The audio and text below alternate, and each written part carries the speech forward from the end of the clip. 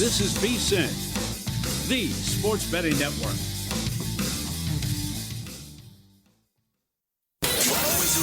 Follow the money. That's what I always say. You always follow the money. Yeah. This is Follow the Money with Mitch Moss and Pauly Howard on VSiN. Here we go.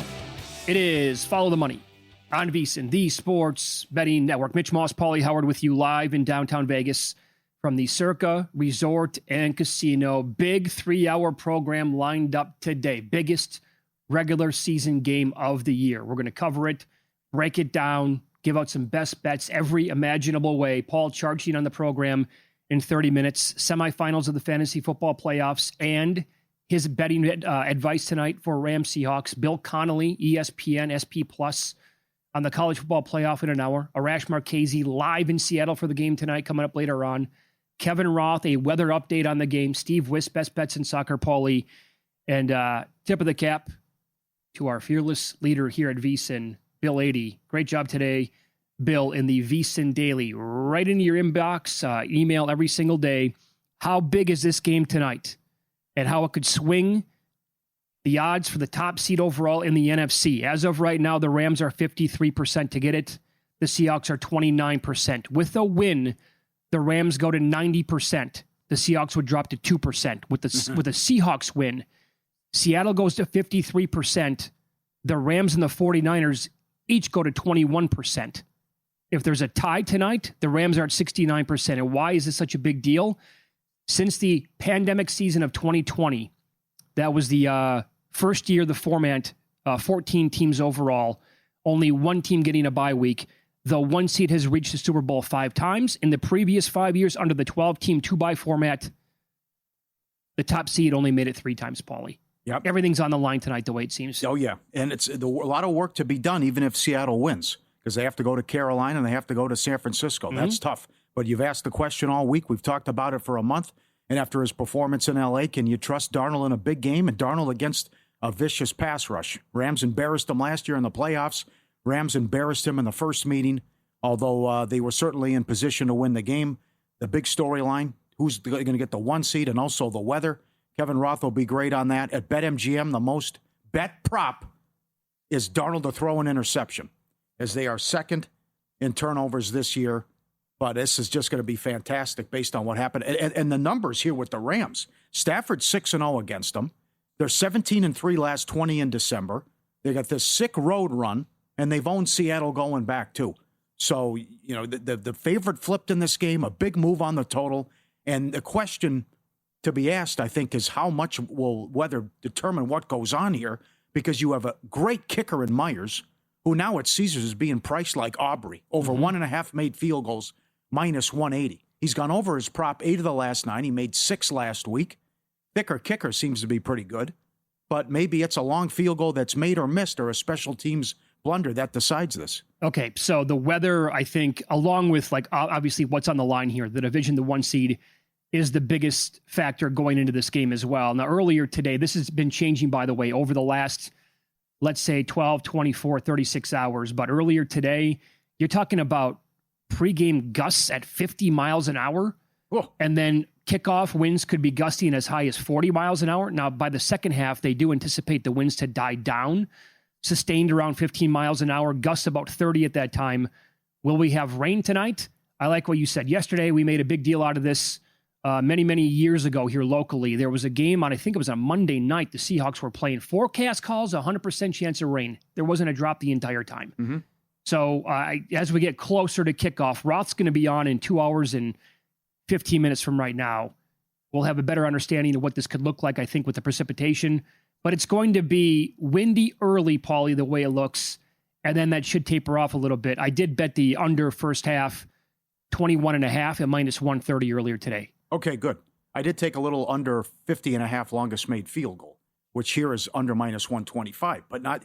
I think you could be scared by the fact with that report it could die down in the second half. We saw the same thing play out in that Sunday night game when it was brutal with the Lions and Eagles, and then it stopped late in the game, and the Eagles made that long field goal where it was so difficult to kick. So I like your bet, but it's also, I don't know. I'm not a fantasy guy, but I don't know if this is a hot take. I don't think you can start Stafford in fantasy.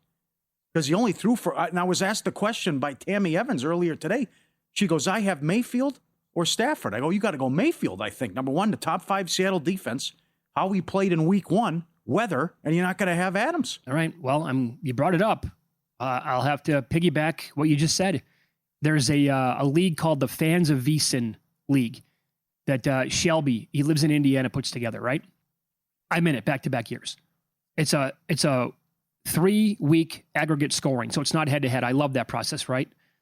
I have Matthew Stafford. I've been starting him pretty much the entire year, along with Devontae Adams, so I'm screwed. I have to sit him. I'm not going to Stafford tonight.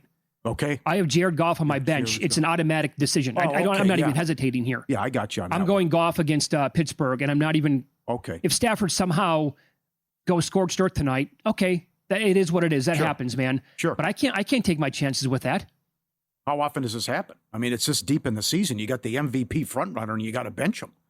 I mean, that's probably rare. It's big, yeah. Also, so they love the 3 tight end sets. Adams has the most targets in the red zone. Right. Guru, great article today, vsin.com. He made the case for Parkinson over.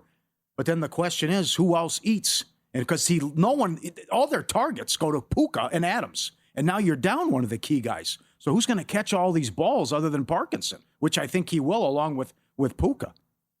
That's going to be a tough one, too. And see, maybe it's a ground attack with Williams, but that'll be wild to find out what happens.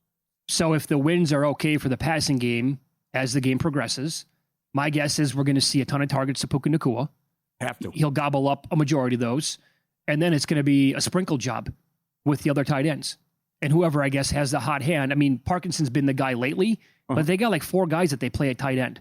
Yeah. They can also, dump it off to Kyron Williams as well from time to time. So I don't hate that option. Well, Ferguson, little yes. Yeah, sure. Yep. But as a secondary wide receiver, man, you're kind of reaching deep here to figure out who could be that guy you want Atwell? Maybe. Maybe he has like a big play, but I'm not going to. Guru made the case for Ferguson too. Yeah. But that maybe it's all about the superstars, right?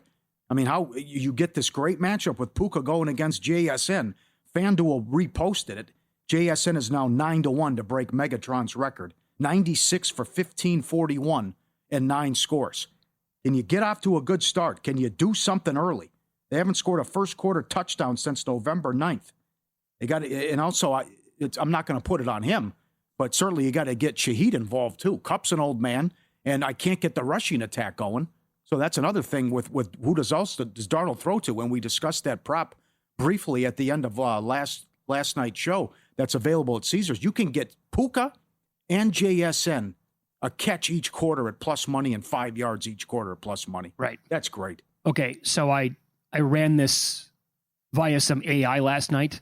I had them browse every single box score from both teams to break this down to find out how many times Jackson Smith and Jigba and Puka Nacua had at least 1 catch in every quarter, and they had at least 5 yards in every quarter.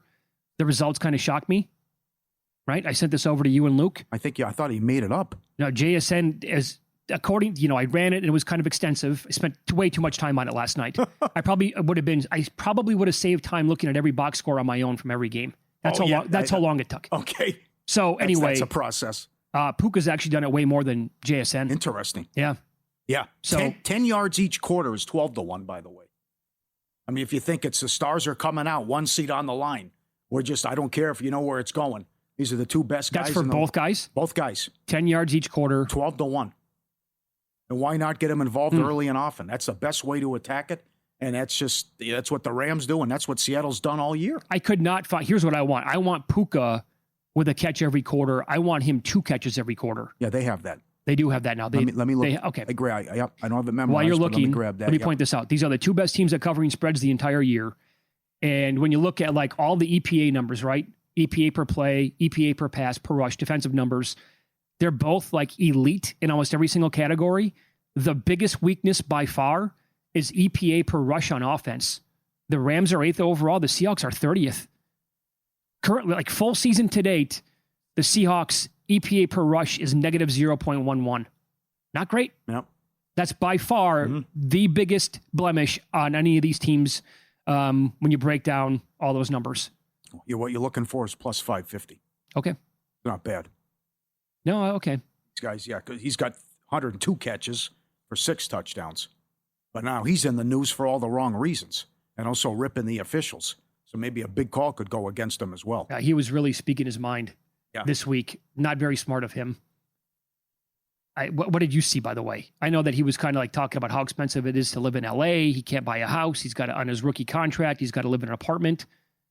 People were comparing him to like, don't tell me he's going down the Antonio Brown route here. Was it that bad? Nothing. I don't know if it's that bad. Okay. But that's certainly, well, I guess we're getting there. Some of this stuff, what he did with, one thing is say stuff about the officials, but gestures is a whole nother thing. Oh, great. He scores the first, JSN scores the second, is 25-1. But this is, I don't blame you. I mean, the biggest bet at BetMGM is Darnold to throw a pick. So if there's the second most turnovers, you saw what happened in the first meeting, and we know his track record in big games. I got no problem with that. But a lot of this stuff is difficult of just how bad is the wind going to be and how bad the weather's going to be with some of this stuff. I bet no touchdown in the game, too. Oh, wow. 138-1. Not bad. I took a flyer. Good. I'm going to, by the way, in about an hour, I will remind people of a game that took place a year ago this week. Good. I am shocked. At the AI projections as well, which I know you're going to get to. Want to bet smarter this season? VSiN has the perfect gift or the sports better in your life. Take advantage of the holiday special and get VSiN Pro access through May 1st, just $79. Every best bet, every host, every guest, the betting splits from DK and Circa, the AI-powered prop tools that everyone loves, 24/7 video and full show replays. Great holiday special, limited time, VSiN.com/subscribe. As Pauly said, Opta AI, wow, I can't believe their projections. We'll run them down for you coming up next.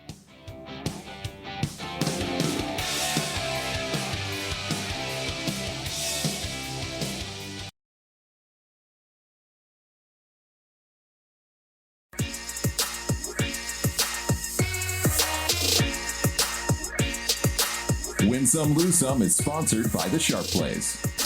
Were you a winner last night? Wow, winning. Or was it a rough one? Well, they can't all be winners, can they? Loser! You're a loser! Pauly Howard recaps the night in sports betting in Win Some, Lose Some. ODU, right side, no problem. 7.5 down to 3.5, and the under, 55.5 down to 52.5. All 4 bowl games have gone under so far.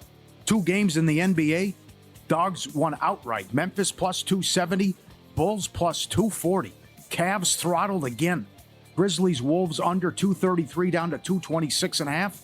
College hoops, Albany. Did you see this report today with the Cavaliers? I did not. Evidently, tons of teams are calling about Donovan Mitchell and Evan Mobley. Get out of here. And they shot it down. They said they're completely untouchable. How about that? Yeah. Everyone's calling because of the slow start. Must Think they're going to panic? Yeah. Oh, man. Why not pick up the phone? It's like an 8-game lead now for Detroit. Albany 3-1, St. Louis 21.5 up to 26. No problem, ice cream. Subscribe, be part of the team, vsin.com, our radio and podcast friends. You always want to see these tweets and videos at Pauly Does Vegas on Instagram. Send them in, we'll put you on. How about the dog watching the Grinch that time of the year? A little freaked out here, a little messed up. Okay, here comes the Grinch now. Got that? Oh no, his face, the husky's scared. I need help. He's all worried. He doesn't know what to do. I love that when the dog's freaked out or they attack the TV. Think it's coming to life when they're watching. Poor guy. He's okay, though. That's excellent. Lose some. You mentioned it. Cavs, 8-20 ATS. Worst mark in the league. Ugly. What's going on? Marquette, 3.5 up to 7. Lost outright to Georgetown. Tough one there. Yeah, they're having a terrible basketball season. For the line move, Sharp Plays already there. They don't just follow the market, they help move it. You're not going to outsmart billion-dollar books or full-time Sharps on your own. Jeff and the crew at Sharp Plays do a great job. Advanced AI, those are up 50 units. Proven insider sources, active across all sports. They deliver the edge serious bettors rely on. Free reports, alerts, market-moving insights straight to your inbox or X-Feed since 2011. They've backed it up with documented results, public logs, transparent receipts. SharpPlays.com. Trusted by pros and monitored by the books. Look for the first touchdown tweets and DMs coming out later today, and the Mr. Poison tweets as well. Stay ahead of the line. Visit sharpplace.com. Caesars has 150-1. No touchdown in the game. Even better. There you go. I looked. I couldn't find it. Is it under first touchdown or? It's under scoring specials. Okay. There's a ton of options there. 150-1. You take a shot or you take a bleep. You got it. Steve Makinen Analytics report, vsin.com. Rams 14-1 ATS last 15 same season road rematches. So inside their division, Rams 25-6 ATS in December since 2018. Oh.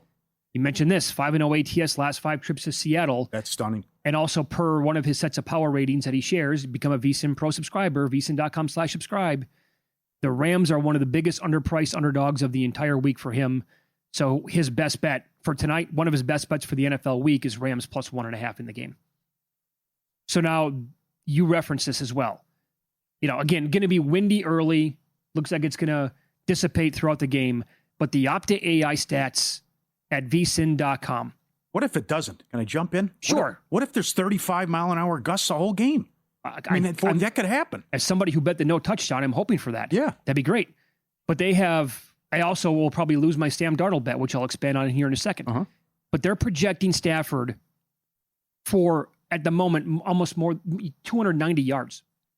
His prop's 228.5, 230.5. Yeah. They also have Stafford projected to go over his number tonight by 50 yards. I bet over 222.5. I think it's been all over the map this week.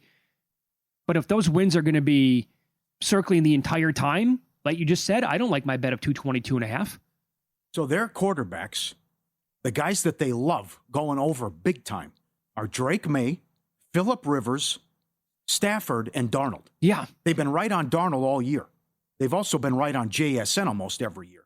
They're calling for JSN $110 and Puka $112. Oh, how about that? But I mean, if this happens, watch out if those guys do that. But I don't agree with the Stafford. I can see the Darnold as he's hit this four of the last 5. But and the Rivers and May thing was a surprise as well. But I don't know if they're factoring weather or what. But I just can't see it with Stafford. Even if they fall behind early and they're forced to throw. I just don't think that's going to happen. Let me throw this one at you as well. And you can find this at several books. Again, thinking that it's going to be pretty damn windy here to begin the game. I played, and I like to under in the game anyway. I played total touchdowns in the game first half, under 2.5. Okay. I kind of just want to walk out of here and it's like 3-0 at halftime, 6-3 at halftime, and it's a field goal fest. Would you kick? I'm not going to try anything from distance if it's 35-mile-an-hour winds. Not right away. You know, it depends, I guess, if it's fourth and manageable as well. But that's another one. I mean, this is just, we got everything here tonight. This is going to be phenomenal. Here's the deal. I mean, Myers has been pretty damn automatic. Oh, yeah. I know he missed 2 the whole year. That's it. And one of those, that 61-yarder at the end of the game. I can't count that. And then he missed one in Pittsburgh week 2. Right. Other than that, I mean, it's like, and by the way, he had 6 last week. If you're laddering his made field goals over the last couple of weeks, you're cashing in on a fortune here. Right. In my article today, vsin.com, I suggested you do it in the Dallas game. I mean, it's Dicker against Aubrey. Can't beat that. No, that's perfect. So, right, you can get creative with the stuff with this, too. If you, maybe you're talking shorter field goals, but if you're not buying into the weather or not that worried, certainly Myers is the guy to do it. That also, the Chargers-Cowboys game has to be, will both teams have a field goal longer than 33 yards? Yeah, bingo. Got to bet that. Yeah. They'll change the juice. Some books have actually changed the yardage on it to go 35. Right. But, it was fun while it lasted because as we've been pointing out, right, with the Fairbairn. Yep. At Caesars, they had, you mentioned this earlier, they had it the entire year under team totals. And then you would go down, and it's right there, Texans field goals over all year long, by far and away, best numbers in the world to bet. They have since changed that on their app, and it's now under kicking. And I didn't see Fairbairn listed, but you know what's going to happen now. Yeah, I didn't see. They don't have it up yet either. No, as when they put it up, Fairbairn's probably going to be minus 180 to have 2. Yeah. $2, whatever it is. That's what Myers is tonight. How many bets do you have on the game? At that. Did you like to bet the largest lead? You want to look at under that? I didn't do that. I did longest touchdown under. Longest touchdown under 33.5, under 50.5, longest made field goal, and no score first 5.5 minutes. Did that too. Okay. I like your first half bet as well. And then I took the under in the game as well. And then as I said yesterday, that was in pocket. I have to take these guys to have 5 yards each quarter. Or in Puka's case, it was a catch each quarter. Yeah. Okay. It's plus money, and I just think without Adams and these guys are just one guy has 102 catches, the other guy has 96. The one seed's on the line. It's like, okay, here we go. and you don't even throw the cup. You haven't got Shaheed involved. Who's else is he throwing to? That's Guru's on Barner tonight. I could see that. Well, it's probably going to be a guy I trust. He's had a couple big games. Yeah, Barner, Arroyo might be mixed in a little bit. I mean, he's a specimen out there. He's banged up, so I don't think he's going. Oh, he's not going to go. I don't Okay, think he's all playing. right. No Higbee either. So I think it's Ozzie likes Ferguson, and Ozzie likes Allen anytime touchdown. He plays that crazy stuff with these tight ends. But he got there with Culp last week. They might. I mean, if Stafford's going to throw a couple of touchdowns in this game tonight, you're probably going to cash a big ticket. Nakua only has 6 on the year. I mean, Colby Parkinson's going to be, in theory here, a pretty good threat. And what did we talk about yesterday? You probably can't go wrong betting his yards prop in terms of getting a better number. That was 35.5. That's touching 40 now in this game. But even he is like plus 250. So if it's going to be somebody like Parkinson or Allen or somebody else, you're going to get a couple of these guys to pop, and a nice number is going to cash for sure. Yeah. I mean, no one throws more inside the 2-yard line than this guy as well. Well, now you don't have Adams, and he's number 1 in targets. So it's I have to look at the tight ends there. Yeah, is that wiped out? You think? Because there is. Well, he hates to run short yardage, anyways. He hates to run 3rd and 1. He hates to run like the 1 and the 2, anyways. Well, I'll give you this. Stafford sneak one in. Oh boy, did the old man get in there? I mean, you saw Rodgers do it. He's 100-1 first touchdown. Could you do a sneak? I don't know if they would have that in them. Okay. No, because here's the deal, right? Again, this has been a thing since at least last year. Again, all these numbers you can find at vsin.com. The first touchdown tracker. Kyron Williams has actually scored the Rams' first touchdown 6 times this year. Mm-hmm. Devontae Adams is responsible for 4 of them. Yeah. But think about that. It feels like Devontae scores every week first. Not the case. That's 3-1 tonight. And that's just the team. Good. That's the Rams' first touchdown. Yeah. I'm absolutely going to have to look at that. And let me throw you Seattle as well. JSN's done it 4 times. Now, this is, again, to score the team's first touchdown. JSN 4, Charbonnet twice, Horton twice. Their defense / special teams has scored their first touchdown of the game twice. Oh, mama. Kramer. I bet Kramer's on it with the elements. He'll do something crazy. I think tonight. Ryan Kramer might be on no touchdown tonight as well. Okay. Well, that's what happened the last time when they went to San Francisco and there was rain and wind. You're damn right. All right. By the way, I begged for this a lot during the season on primetime games. If anybody out there can find exact touchdown scored first half, I want 0. I can't find that anywhere. Fantasy Football Hall of Famer Paul Charchian coming up. We are now entering the semifinals of the Fantasy Football playoffs. Dare we suggest this with Trevor Lawrence? Find out next.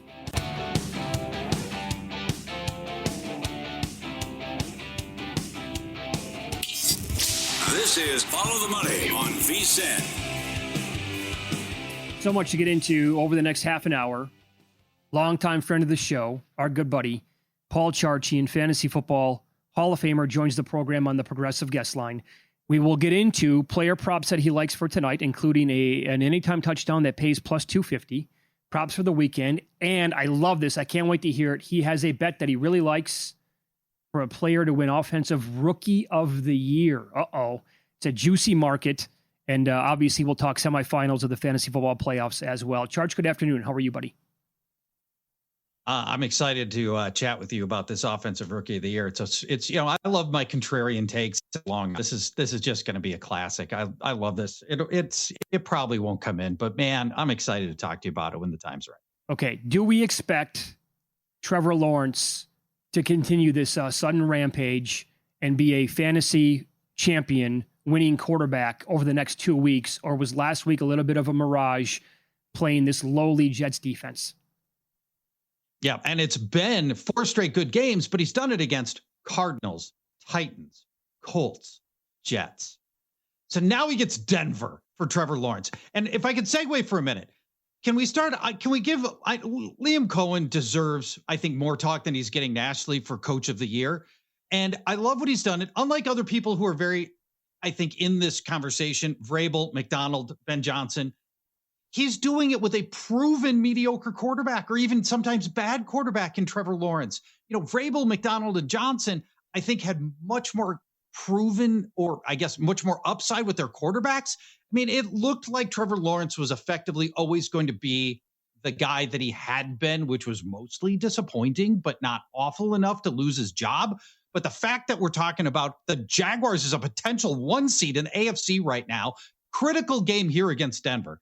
He's feasted on bad teams. Can he go to Denver, beat Denver, and then I think Liam Cohen, to me, at that point becomes very real for Coach of the Year if they can pull this off. I think that the turning point here for this Jaguars season might have been that Monday nighter against KC. Now they lost right after that, but still, I feel like that was absolutely a huge game for them. Anyway, it's Denver this week for Trevor Lawrence. Patrick Surtain's back.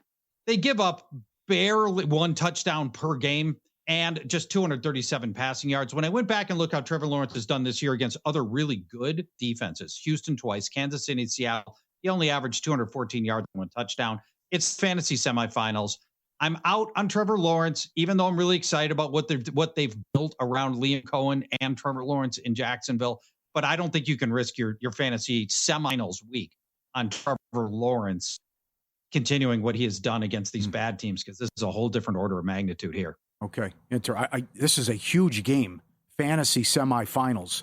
But from a fantasy standpoint, Arizona, Atlanta, there's a lot going on here. McBride, 65 targets the last 6 games. Harrison's back at practice, though. And then is this real with Pitts? Will he continue this with the contract push? But Drake London's expected back. What do you think here? Yeah, so for Pitts, you can basically, his whole success timeline is based on Drake London not playing. Drake London's expected back. So that, to me, puts Pitts into a really dangerous territory. Now, the Cardinals are they're bad defense at everything, including the tight end position. So, I mean, you can still certainly start Pitts here, but the value on Pitts is really, the value proposition goes down a lot when London's not in. We go back to being the once a month hit rate for him. So I've got some concern there. Nevertheless, it's still, even when London comes back, Pitts ought to be the number 2 guy because there's just not enough receiving talent on that team. So I'd like to think that Pitts is going to keep it going with once London comes back. Right now, I got Pitts at tight end 3. When London is officially ruled back into this, he'll drop down to like tight end 8 for me. Still potentially startable, but I think there's a ton more risk. As for Trey McBride, the Falcons have been an awesome tight end defense. Yeah. Second best. They've allowed second fewest tight end fantasy points to tight ends, but it's Trey McBride. And he's been fantastic. Now, even better with Marvin Harrison out. Michael Wilson's a whole other conversation we could have. But if Harrison comes back, I still feel like that offense largely does end up going through Trey McBride no matter what. And I don't think Harrison changes that. The beauty of what they're doing with the Cardinals, defense is so bad. They're just basically throwing Jacoby Brissett's arm out of socket. And every game they're behind by a lot and early. So it's all passing. I still feel like Trey McBride is very safe. He's still my top ranked tight end, even in a tough matchup with the Falcons for this week. Like Jim Carrey said in the movie Liar, Liar, I have been riding McBride and Wilson on my same fantasy team like Secretariat here over the last month.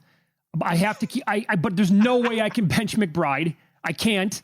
But Wilson's got to be another story with Harrison coming back. Right, because Wilson's awesome, and he gets tons of targets when Harrison doesn't go. Harrison comes back, what was it, 3 weeks ago, and Wilson did nothing. So it's fair for there to be some concern there. I still think Wilson has proven himself to be really good, and now you can't deny the chemistry that he's got with Brissett. Falcons secondary, tight ends, they've been bad against wide receivers. This is still a plus matchup. I'm starting Wilson in the one league I got him in, and I'm recommending that you do as well. He's wide receiver with Harrison back. He's wide receiver 18 for me, which still puts him to me right in wide receiver 2 territory. I think you still start him. I got to tell you, so I was not surprised by the news yesterday. Dolphins now going with Quinn Ewers and not Tua Tagovailoa for the rest of the year. But that personally impacts me again because I'm tied to Darren Waller in a couple of spots. I'm tied to Jalen Waddle. Oh. And it's the Bengals defense here. So what the hell do we do? Well, okay. Bengals defense, historically bad against tight ends. We've talked about it many weeks on this show. Darren Waller should be a slam dunk, but Quinn Ewers, this is it's a weird decision a couple ways. Number one, Mike McDaniel isn't starting Ewers because he's so good that he's earned this opportunity. It's because Tua is so bad and McDaniels is desperate to keep his job and feels like he's got to pull every lever possible to try to save his job at this stage of the season. Ewers, to me, is an extremely dicey NFL prospect at Texas. Numerous issues rarely made full progressions. He's pretty much a one-read quarterback. And in the NFL, your one read means it's got to come instantly. It's going to be short passing. And once you get Quinn Ewers out of the pocket and get him moving, the mechanics evaporate and he just starts spraying the ball around the field. At least that was the case in Texas. I don't have reason to think it's going to get a lot better here. And super weird. I feel a little bad for Zach Wilson because here's Zach Wilson, your number 2 quarterback all year long. The number 3 guy's been Quinn Ewers. He's been working with the third team practice squad players. And all of a sudden he gets promoted ahead to be the starter. Super weird. Other guy that gets impacted is Jalen Waddle, who's been wide receiver 12 in fantasy scoring. Super dependable since Tyreek Hill's season ended. But now Ewers is a huge, huge issue that you have to contend with. But also the one really good Bengals defender is cornerback DJ Turner. And when he plays opposing offenses that only have one good wide receiver, like Miami does, Jalen Waddle, he just shadows that guy.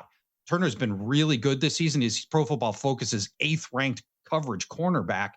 And the Bengals, killed by tight ends. They've been good against wide receivers. They've given up the 4th fewest fantasy points to wide receivers. So Waddle, to me, sneaky bench candidate. My wide receiver 28 with Quinn Ewers at the helm. All right. Fantasy Football Hall of Famer Paul Charchian, our guest. We have 2 minutes left in this segment. He's going to stick around. We'll do a deeper dive into tonight's game. But I want to ask you one question about it because Pauly asked me earlier about Stafford starting him. I can't. I can't remember an odds-on favorite to win the MVP this point of the season. You're like, no, can't go to war with him. I have him. I have to do this, though. Goff's my other quarterback. I have to go Jared Goff this week. What do you think about Stafford? Yep, I would too. I would go Goff. He comes in as quarterback 8 for me. So there are other better options. No Devontae Adams. Short week on travel, plus the weird travel situation they had last night. Bad weather. So, not terrible weather, but it looks like it's going to be bad weather. You cold rain. Seattle's a really good pass rush.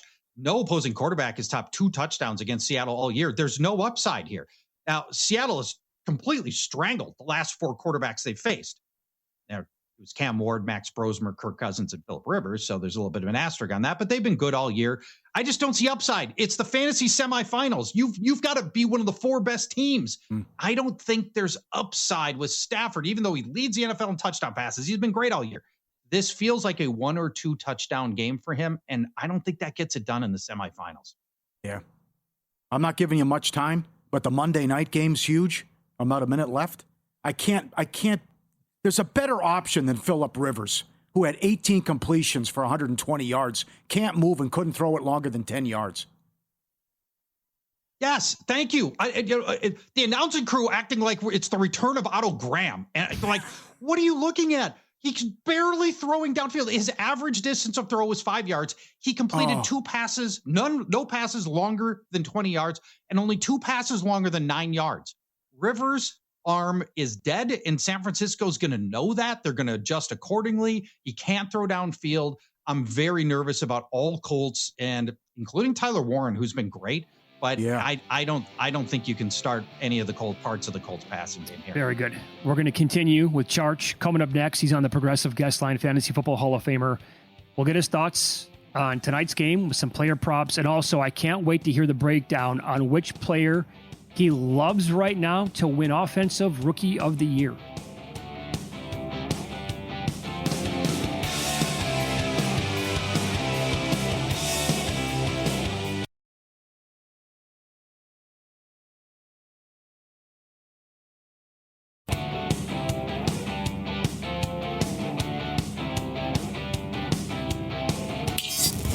This is Follow the Money on VSiN. Let's dive into tonight's game, biggest game of the entire year. Rams at the Seahawks. Fantasy Football Hall of Famer Paul Charchian hanging out on the Progressive Guest Line. So you've been doing this for a majority of the year with us, where you come on Thursdays and you look at, obviously, player props for the game coming up that night, including an anytime touchdown player. And boy, that streak that you had earlier this year was awesome.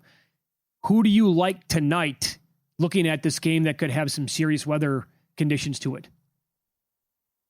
Yeah, so we're going to start by asking ourselves rhetorically here. No Devontae Adams, where do those vacated targets go? That's 8 per game, 8 targets. And by the way, not just 8 trivial targets, Devontae Adams leads the NFL in end zone targets, and it's not close. So these are high value targets, these 8, right? So Puka Nacua is obviously going to get some of those. His over-under receptions is 7.5, which is a big number. And so I'm not officially saying you could go over here, but you certainly could. In Nakua's career, which again, it's only like, he's not even 3 full seasons in. Nacua has already had 17 games with 10 or more targets. I mean, so he could easily go over 7.5 targets. I wouldn't have a problem with that. But here's the guy I want to highlight. Colby Parkinson, the tight end. Starter Tyler Higbee has been ruled out of this game. Mm-hmm. He's missed 4 now. Parkinson averaging 5 targets per game without Higbee. You can play the over 3.5 receptions on Parkinson, but also the anytime touchdown at plus 240. Most importantly, Parkinson end zone targets in every game that Higbee has missed. And I think he's going to get one here with Adams out. Seattle secondary getting rocked by tight ends lately. Kyle Pitts just put up 90 yards. Before that, TJ Hawkinson, 59. Before that, the Titans tight ends put up 91 yards. And prior to that, Colby Parkinson himself scored. So Parkinson over the 3.5 receptions, anytime touchdown, 240 with Adams out. Excellent. The numbers come down because of the weather. What do you think of JSN and then what Darnold does? And Darnold's gone for over 244, 4 of the last 5. Yeah, I know contrarian here because I do like Darnold over 220 yards. You may be, I've seen massive variations. Oh, it's all be sure over. To shop your prop on Sam Darnold here. Massive variation here. Okay, so what we're looking at with Darnold, the team that has put Darnold on the overriding narrative of his entire career is the Rams. That Darnold withers under pressure, wilts in the spotlight, breaks down under pressure when his offensive line doesn't hold up. All of those, that's all Rams generated. There was the Vikings playoff loss to the Rams last year when he got sacked 9 times. Then week 11 when these teams met, 0 touchdowns, 4 interceptions from Darnold. So how do you make a case to go over right now? Well, 2 ways. First, Rams are a great run defense, and I don't think Seattle's going to get a lot done on the ground. They held Jahmyr Gibbs to 38 yards last week, and as a result of them being such a good run defense, the Rams see the 5th most passing attempts. Volume could very well be on the side of Sam Darnold tonight. And when Darnold gets at least 30, well, when teams have 36 pass attempts per game against Los Angeles, they tend to do very well. When Sam Darnold has 32 pass attempts, he averages 296 yards. When Sam Darnold even has 24 pass attempts, which is 12 fewer than what LA gives up on average, they give up 36 pass attempts. He still skies over the 220 yards we need. He's averaging 262 yards. I just think if you give Sam Darnold enough volume with Jackson Smith and Jigba and the rest of the solid receivers they've got, Shaheed and everybody else, I think he gets over this number here unless it's an epic meltdown, which Darnold has done in the past against the Rams and is absolutely possible. But I like the contrarian take here. And the Rams have been worked by the last 3 quarterbacks they've faced. Bryce Young, Jacoby Brissett, and Jared Goff, all with really solid games against the Rams. So I'm taking the over on Darnold's line, 220. You may be able to find it for less. Very good. Paul Charchian, our guest. Follow him on X, @Paul Charchian, Fantasy Football Hall of Famer, progressive guest line. Okay. Let's get to this one now because I have made the case for like 4 different guys the entire year to win. Hey, bet this guy now to win Offensive Rookie of the Year. I kind of throw my hands up in the air. I give up at this point. I mean, nobody wants it, and it's just there's like 7 guys that could still win the award. But you're telling me right now that there's a player at 25-1 in that neighborhood that you like to win Offensive Rookie of the Year? Who is it?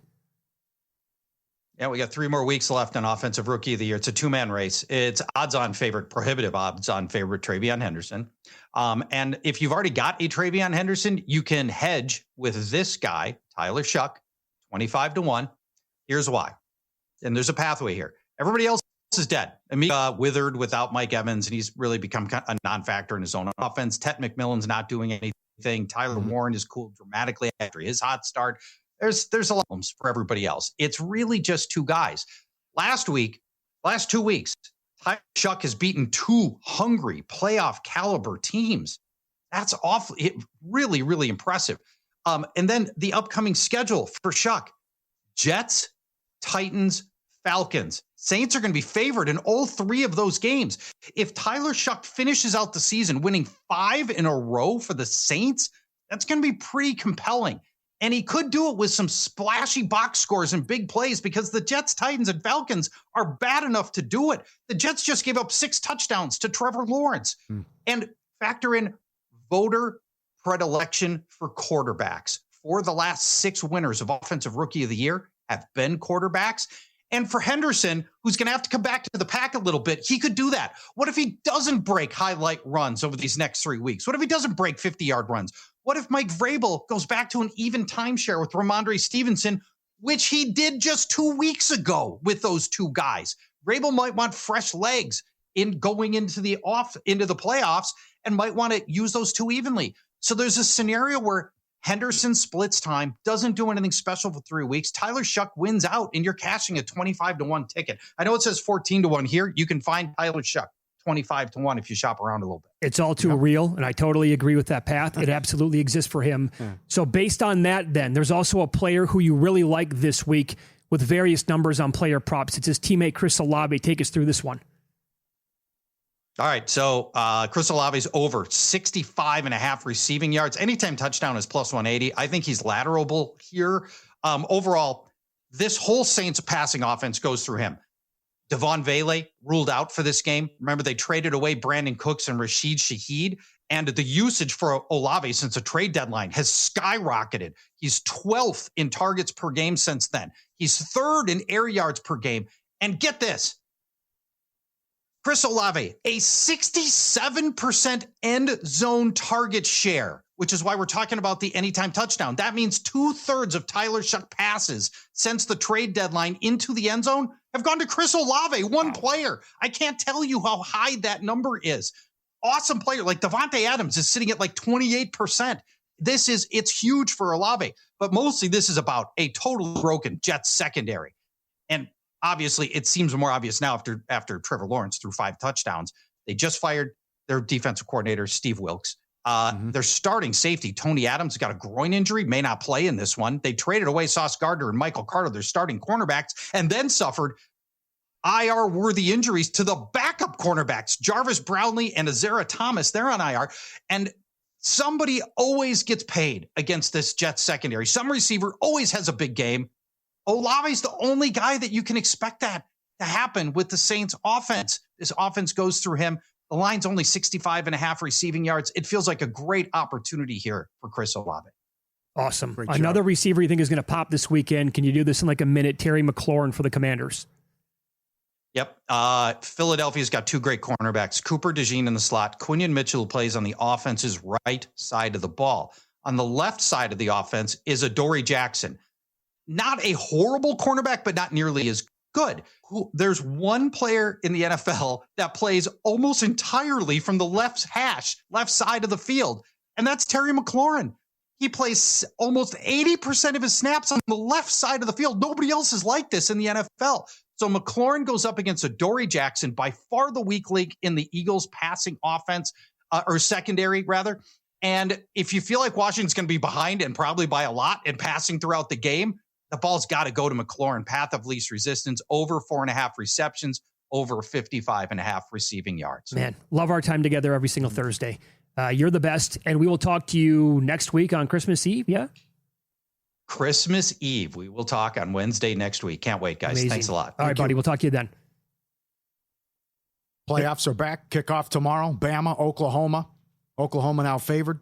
Beeson's got the guide you need to bet the postseason with confidence. Full previews of every first-round game.